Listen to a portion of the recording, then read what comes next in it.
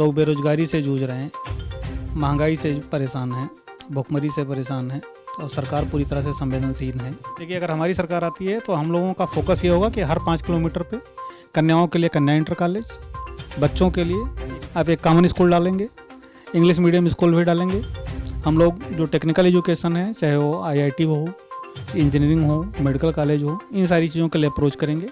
लखीमपुर खीरी की घटना पे अगर चर्चा की जाए तो आप इसी चीज़ से अंदाज़ा लगा लीजिए कि भाई किसान शांतिपूर्वक अपना प्रदर्शन कर रहे थे और सत्ता के नशे में, सत्ता के मन में चूर एक केंद्रीय मंत्री का बेटा आता है, अपनी गाड़ी से उनको रौंद कर चला जाता है।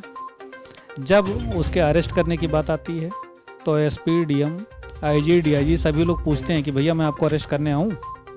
ये स्थिति है हमारे यहाँ। नमस्कार, आप देख रहे हैं द यूपी खबर। मैं हूं विनोद कुमार। मेरे साथ आज सियासी चर्चा में बलरामपुर के गैसडी विधानसभा क्षेत्र से समाजवादी पार्टी के वरिष्ठ नेता अनुराग यादव हैं। हम इनसे बात करते हैं इस बार के चुनाव में क्या क्या चुनौतियां रहेंगी और किन मुद्दों को लेकर के इस बार ये मैदान में है समाजवादी पार्टी की तरफ से। अनुराग जी, सबसे पहले मेरे चैनल पर आपका स्वागत है। इस बार के चुनाव में क्या क्या चुनौतियां हैं? इस बार चूँकि आप लोग देख ही रहे हैं, आप रेगुलर क्षेत्र में रह रहे हैं, आम आदमी परेशान है, पब्लिक परेशान है, नौजवान परेशान है, लोग बेरोजगारी से जूझ रहे हैं, महंगाई से परेशान हैं, भुखमरी से परेशान हैं और सरकार पूरी तरह से संवेदनशील है। यहाँ तक कि कोरोना की वजह से जिन मरीजों की डेथ हुई है उनको मुआवजा देने की बात कही गई, वहाँ भी कुछ नहीं हो रहा है। आप देख लीजिए, खाने के जो तेल हैं, कड़वा तेल हो गया, दाल हो गई, इन सारी चीज़ों की कीमतें जो है आसमान छू रही हैं। तो आम आदमी जनता खुद चाह रही है इस बार परिवर्तन के लिए। ये सभी मुद्दे जो आप गिना रहे हैं, ये तो आपके जो नेता हैं राष्ट्रीय अध्यक्ष अखिलेश यादव, वो इन्हीं सब मुद्दों को लेकर विजय रथ यात्रा लेके निकल चुके हैं और जो बीजेपी को घेर रहे हैं। लेकिन इस बार जो आपके विधानसभा क्षेत्र में ये मुद्दे तो हैं, लेकिन असल में जो मुद्दे बीजेपी की तरफ से जो बताए जा रहे हैं कि हमने ये कर दिया, क्या वो सभी काम आपकी विधानसभा क्षेत्र में हुए? देखिए, भारतीय जनता पार्टी का नाम तो भारतीय झूठा पार्टी रखना चाहिए, क्योंकि इन्होंने पेपर पे ही सारे काम किए हैं। ग्राउंड लेवल पे आप उतर के देख लीजिए, कहीं भी आपको इनका कोई काम दिखेगा नहीं।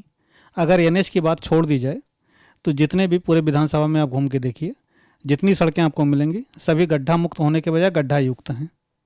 रोजगार के नाम पे इनके पास कुछ नहीं है, अस्पताल या स्कूल के नाम पे इनके पास बनाने के लिए कुछ नहीं है।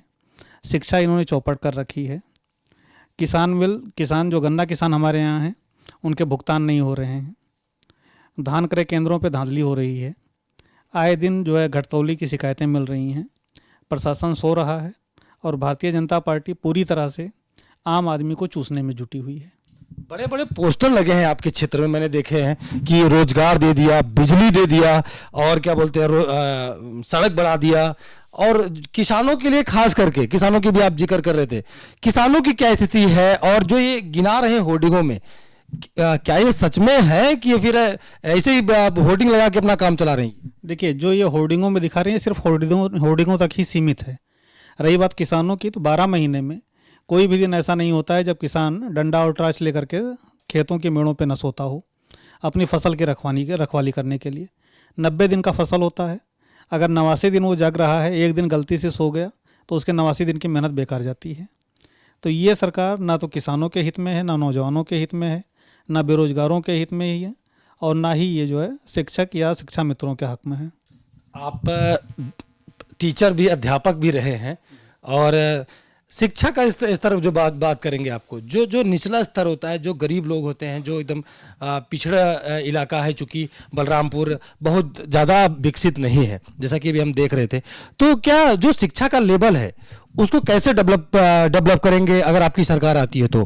देखिए, अगर हमारी सरकार आती है तो हम लोगों का फोकस ये होगा कि हर 5 किलोमीटर पे कन्याओं के लिए कन्या इंटर कॉलेज, बच्चों के लिए आप एक कॉमन स्कूल डालेंगे, इंग्लिश मीडियम स्कूल भी डालेंगे। हम लोग जो टेक्निकल एजुकेशन है, चाहे वो IIT हो, इंजीनियरिंग हो, मेडिकल कॉलेज हो, इन सारी चीज़ों के लिए अप्रोच करेंगे।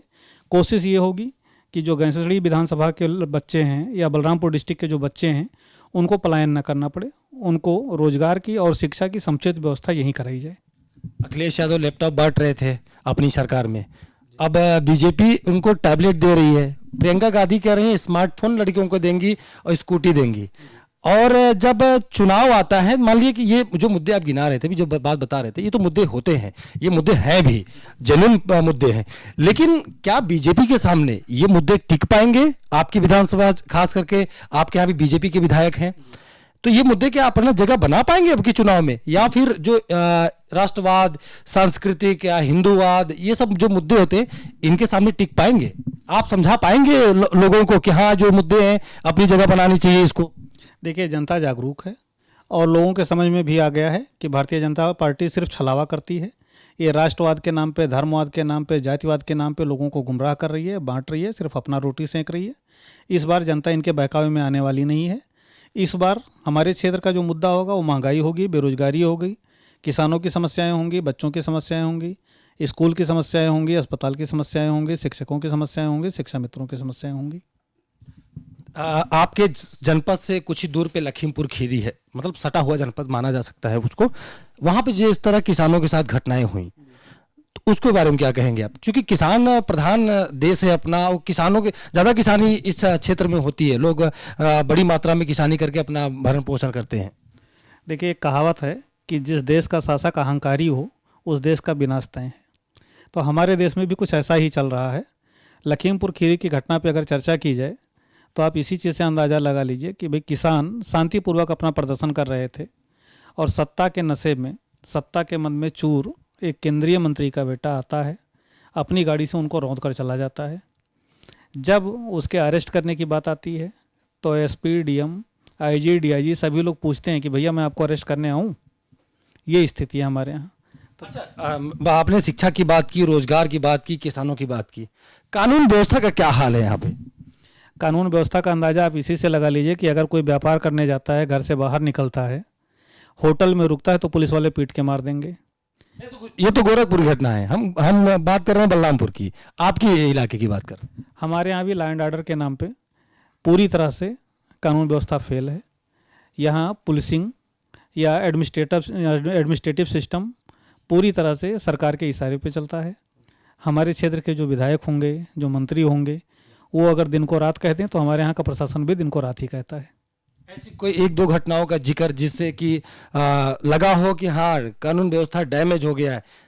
तमाम खामियां तो हैं प्रदेश में, ऐसी हाथरस हो गई, उन्नाव हो गया, कानपुर हो गया, गोरखपुर हो गया और लखीमपुर खीरी, ऐसी तमाम घटनाएं हैं, हम गिना सकते हैं। लेकिन हम बलरामपुर के आपके यहाँ क्षेत्र की बात करें, ऐसी कोई घटना हो जिससे सरकार लगा हो कि हाँ कि ये गलत हुआ?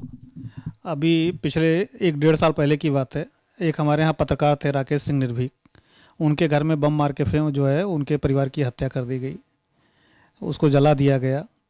इसके अलावा अभी 4-5 महीने पहले की बात है, शिवपुरा में एक मामला हुआ जहां ट्रैक्टर से दौड़ा करके एक लोग को खेतों में दौड़ा करके मार दिया गया। तो पुलिस तो सो रही है, पुलिसिंग पूरी तरह से फेल है। इस तरह की बहुत सारी घटनाएं हैं जो होती रहती हैं।